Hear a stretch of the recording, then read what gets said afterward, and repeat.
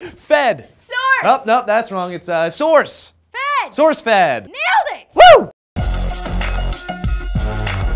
So a fun game I used to play with my buddies back in the day was basically riffing on elaborate over-the-top schemes formulated by evil James Bond villains. But long story short, my hands-down favorite was, it's simple, Mr. Bond. I'm going to blow up the ocean. I loved it because it seemed as impossible as it was ridiculous, but as it turns out, the ocean just might be blowing up. Specifically, the Pacific Ocean. Don't you mean Pacifically?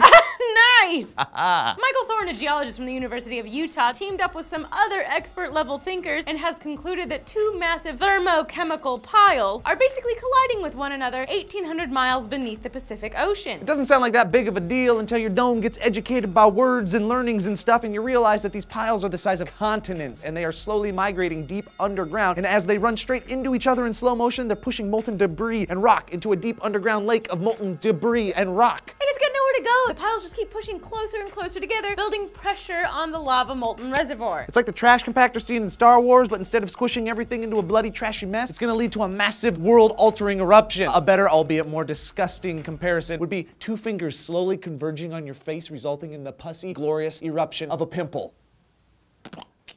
Right now, that Earth pimple is a molten blob about the size of Florida and is located in the Samoan region at the bottom of the Earth's mantle. And as these two subterranean forces, which are about 3,000 miles across, converge, these scientists project two possible outcomes, both of them super eruptions. Future 1, a hot spot plume. It covers a significant portion of the world in volcanic ash. Lots of things die. The Yellowstone caldera did this once. It'll probably do it again. Future 2, a flood basalt eruption. Basically, a big part of the Earth becomes a big volcanic part of the Earth, and lava just bubbles up to the surface and spews itself out for about 1,000 years. Lots of things die. Yeah. So what do we want to take from all of this information? Well, a few things. One, the Earth place is fascinating. So much stuff is going on around us at all times. Think about it. The innards of our planet are constantly participating in this underground tango, and it could ultimately lead to our demise. Fun, right? Awesome. And the other thing is that Michael Thorne says the inevitable pimple pop won't happen for a good 100 to 200 million years. So don't go breaking out your Kool-Aid and kicks quite yet. Unless you want to. That's none of my business. It's your life. So what is the most interesting fact that you know about the Earth? Better question. How are you going to spend the next 100 to 200 million years knowing you're going to die? Answer one of those questions down below. Also, like the video, subscribe to the channel, click annotation for more videos. Go to SourceFed.com for more stuff. I am Joe Beretta. And I'm Lee Newton. SourceFed! I gotta call my family. I'm worried.